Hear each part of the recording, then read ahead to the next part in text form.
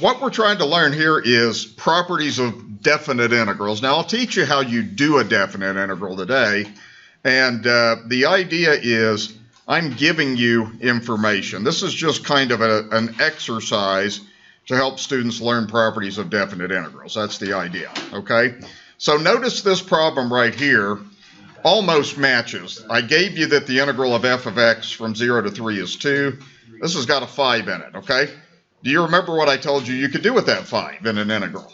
You can take it out. You're already used to doing that with derivatives and limits.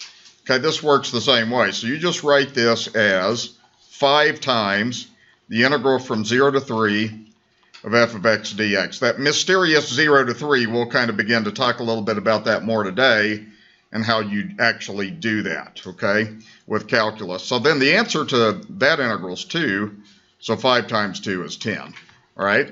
And that would represent the area under the curve of this function, whatever it is, 5f of x from 0 to 3. That's the idea. Okay, if you look at the next one, I gave you the integral from 3 to 6 of g of x, it looks like. This one matches more with this one. Okay, so it's a similar problem. The negative 3 is a constant, so you can again bring that out. Okay, if you do that, you'll have negative 3 times the integral from 3 to 6 of g of x d of x like that. Okay? Now, we already have the answer to this integral right here is 1, so that's negative 3 times 1, so that's negative 3. Okay? Do you guys remember what I said last week when an integral turns out to be negative? Do you remember what that meant? Remember, we're talking about area with under a curve. It's below the x-axis. Okay? That would mean the majority of that region that you're looking at is below the x-axis. So we'll get into that a lot more today. Okay, now the next one, what you can do this is just like a derivative or a limit, you can break an integral of a difference up into 2 integrals. So we're just going to write this like this. When you do this first integral, you can take the 3 out, so you'd have 3 times the integral from 3 to 6 of f of x dx. You can do that, okay? Then you just say minus, and then you go to another integral, and you do the integral from 3 to 6 of g of x dx like that. Okay, that's it. And then what you can do is you can break this up. See, we already know the answer to this integral was 2, I believe. The answer to this integral from 3 to 6 was 1. So you get 3 times 2 minus 1, so you get 5 as your answer. What's that? It should be 3 times negative 5. Oh, I'm looking at the wrong one, aren't I? Okay, sorry about that. Okay, so let's see. This one right here was the integral of f of x from 3 to 6, that was negative 5, wasn't it? Okay, so that would be, let me fix that. That would be 3 times negative 5 minus 1, so that would be negative 16. Okay, so what does that mean? That means that the majority of that region that you're finding the area in is below the x-axis. That's the idea. Okay? All right, so this stuff should be pretty simple to do. The next one you have, what do you notice about your limit 6 and 3 on this problem? They're backwards, so you got to know how to handle that. First thing that you want to do is go ahead and break this sum up into 2 integrals. So watch this one carefully. This has got another little twist to it. I'm going to start by saying integral 6 to 3 f of x dx. You want to start that way. And then when you do that second integral, you can bring the 2 out. So I'm going to write that as 2 times the integral, still 6 to 3 of g of x dx like that. Okay? Now, we talked about this. If you switch the limits of integration, do you remember what that does to the answer? It just changes it to opposite, right? So what we're going to do, I'm going to go ahead and write this integral like this. Now, you can do the rest of this in your head, but I'm going to just change this to 3 to 6. But by doing that, that's going to change that to a negative answer, okay? And then I've got f of x dx like that. So you want to learn to write that out like that. Then you go to the next one, you have plus 2, but again, I'm going to change those limits of integration to 3 to 6 of g of x dx, and again, that's going to change that to a negative like that. All right, everybody got that? Okay, you'll probably understand that a little bit better when we do 5.3 today and start learning how to calculate those limits of integration. With calculus, it ends up you're subtracting 2 numbers backwards. So the idea with this is, let's see, the integral of f of x dx, if you look that one up from 3 to 6 was -5. So this one becomes -5. And then this is -2. The integral from 3 to 6 g of x was 1. So it looks like the answer of this is going to be 5 minus 2 or 3. Okay? And the idea with that one is, since you got a positive answer, is more of your region above the x-axis or below? Above. That's the idea. Okay? Now that's probably enough on that. We did several of those things last week. I'm not going to do anything with the absolute value. It's the same thing. If you do an absolute value, all that's going to do is that's going to change that region to above the x-axis and make that area positive. I do want to go through this number 5 and then a couple of things on the next page to finish up. So first of all, we're going to do graphs on this just to evaluate this then. So we're going to just sketch a rough graph of each one of these. We'll learn today how to do these two problems without even looking at the graph. But for now, we have to look at the graph. Okay. So what we want to do with this one is we're going to be graphing the sine x from 0 to 2 pi. So let's just make a rough graph. This will just be like what you learned in trig. Hopefully you recall this. It's all unit circle stuff anyway. Okay, so let's go ahead and just do a graph. Where does the sine start on first point? 0, 0. Okay, then where does it go? High point, then it cycles through the 5 key points, correct? Does everybody remember that, I hope? Okay. That's shown up enough this semester that you've kind of reminded yourself of it. Okay, so actually what we're doing on this is we're finding the area, this area right here, from 0 to pi, and then we're also finding this area there. Okay, now first of all, from what we learned, this would be a positive answer, right? Because it's above. This would be a negative answer. What do you think would be the answer to this integral? 0. Probably 0. Now we're not going to really go through and prove that. The idea is these areas are really symmetrical. Okay, they've got the same exact, they're taking up the exact amount of space. So what you would find is they just cancel out. Okay, and we're not going to get into really the details of that. I just want you to see that visually. Okay, let's do the same thing with the cosine.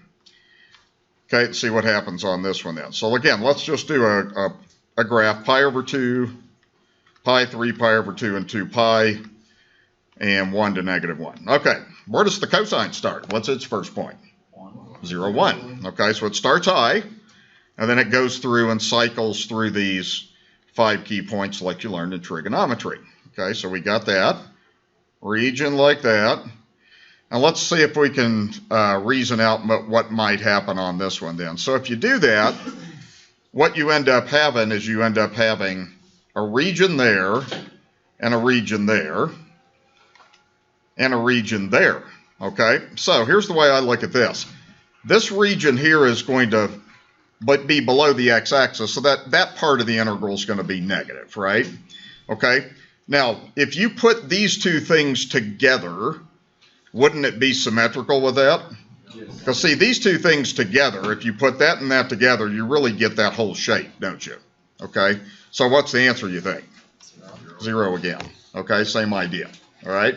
And without going through too much of the details with that, you would find that region that they are exactly the same. Okay, and that's just because it's a periodic function, so it's going to have the same region. Okay, does that make sense to everybody? Okay, you can have regions and the values of the integrals canceling themselves out. That happens some. Okay, okay, let's see.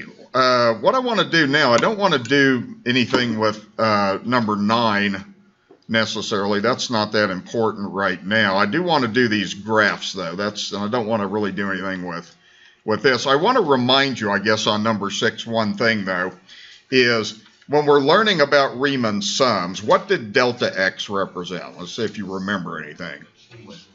Okay, that's the width of the rectangle, right?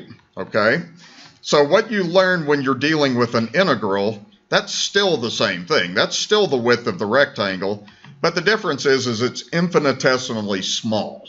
Okay, we just take that, make that go to 0 with a limit. Okay, how about f of x? What did that represent?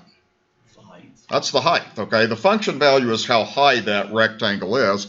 So that's really the height or the length. I guess I should really say this is the base of the rectangle and that's the height. It doesn't matter though.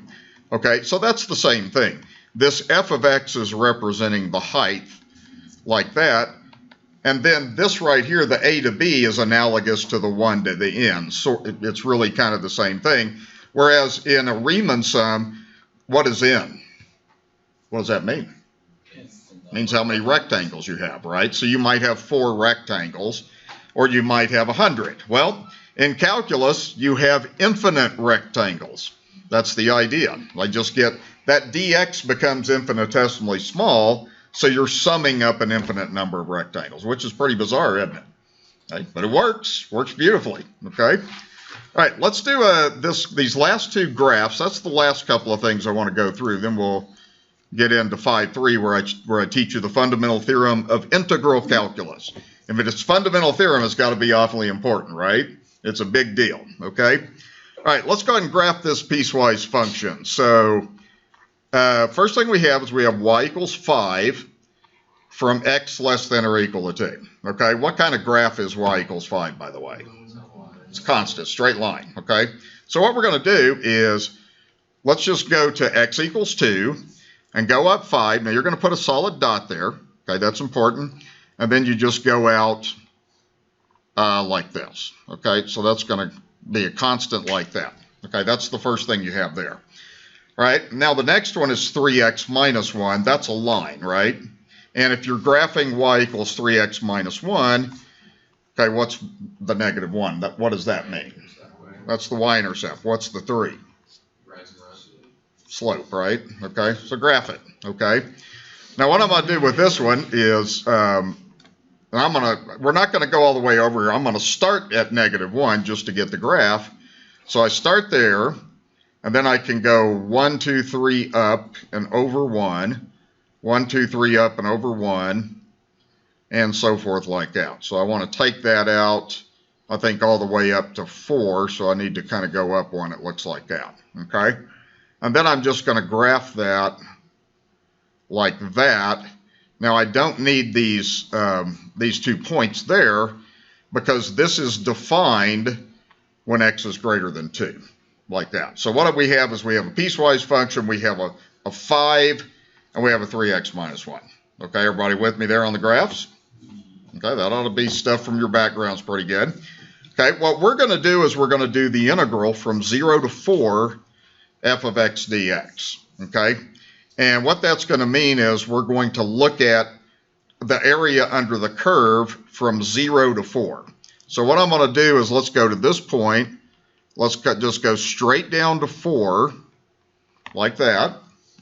And then we got to find this area. So what we're going to do actually is the shape of this thing is not something you're familiar with. So what we're going to do is we're going to break it down into 2 regions. So I'm going to break it down into this one, which is a rectangle, and you know how to find that area. That's base times height, right? Okay. And then the next one, we talked about this last week. What kind of shape is this blue part here? That's a trapezoid. Wouldn't it be easier to break it into 1 square or a rectangle and 1 triangle? You could. Okay, it's your call.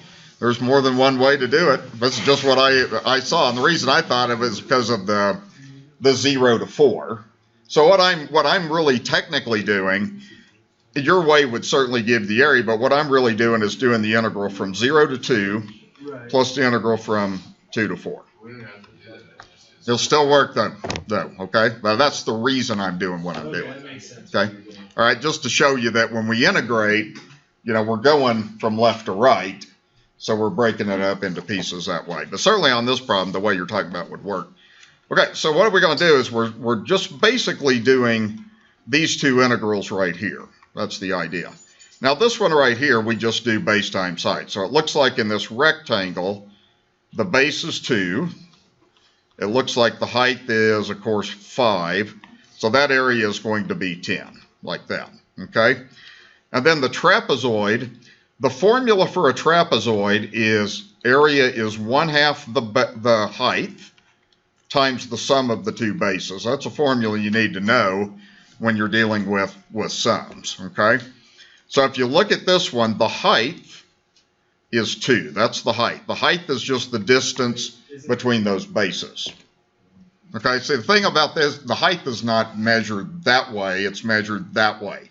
Because you have 2 parallel bases. That's what the height is. It's how far apart those bases are. See, these 2 lines are parallel, those are the bases. Okay? So this is one of the bases, so that would be, and if you did that, see, if x is 4, you would do 3 times 4 minus 1, which would be 11. That's how high that point is 11. So that's 11, and then this right here, clearly that base is 5 like that. All right, everybody with me there? Okay? All right, so what I would do from here is I just do 1/2 the height. The height is 2. The bases are 5 and 11. It doesn't matter which is which. And then that's what you do to get that area of that trapezoid. So what happened is the 2's would divide out. 5 plus 11 is 16. So that exact area is 26. Okay, that's how that goes. Okay? Now when we get into the next section, it won't. These shapes don't have to be perfect geometric things like rectangles and squares and triangles. They can be anything because it's the calculus that allows us to do that regardless of what the shape is. Okay? All right, does that make sense to everybody what I did? Okay?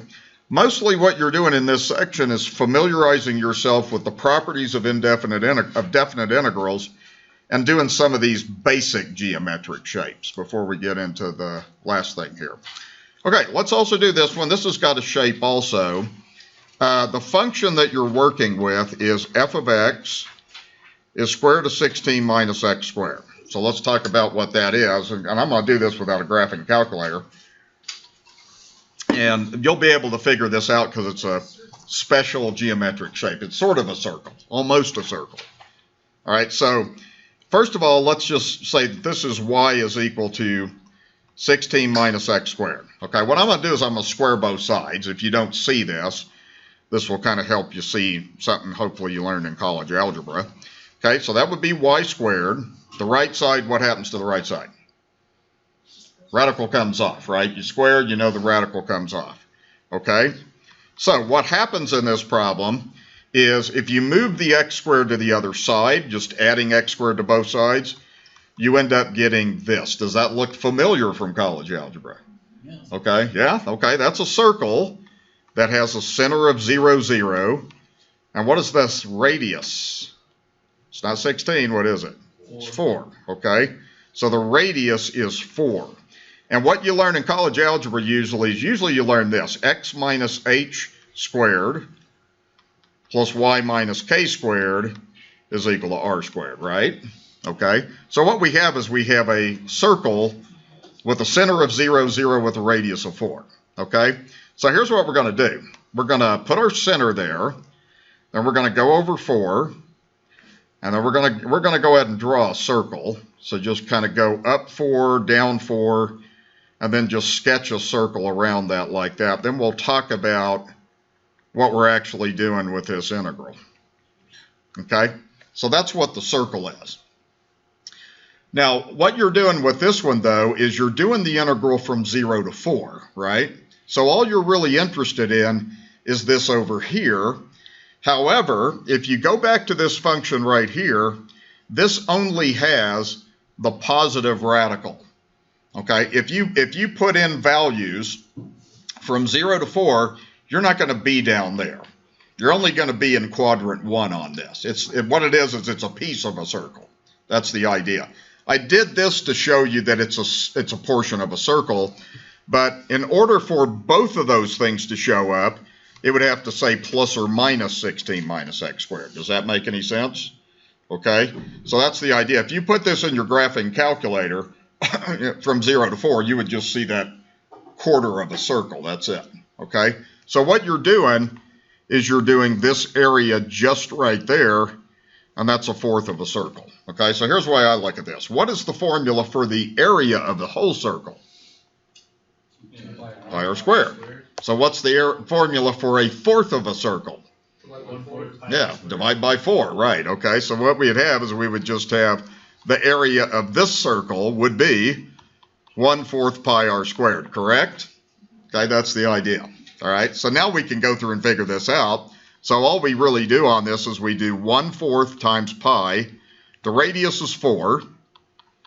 So we square that like that. So that's going to give us 1/4 pi times 16. And I don't want to get the calculator out. I want an exact answer.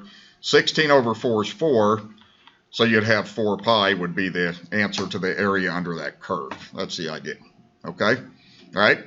And when we get into our next section here, we'll start learning, okay, forget the graph. We don't need to look at it. We'll now have the ability to go through with calculus and figure that out. Okay? That's the idea. All right? So for now, everything that I'm doing here is just special geometric shapes. It's calculus that allowed us to find areas of pretty much whatever we want to find, as long as we can represent it as a function. Okay, how does that look to everybody? Is that reasonable and sensible what I'm doing? Okay. All right, now we're going to move into